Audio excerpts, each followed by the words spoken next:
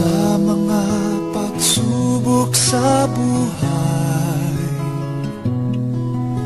ikaw, Ama, ang siyang aking gabay.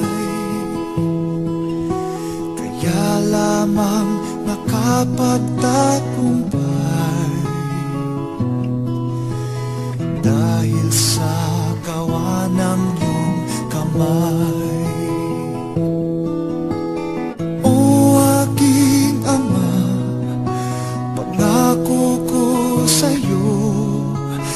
Ako'y magtatalaga sa tungkuling ito, kahit na ang kapalit nito ay buhay ko.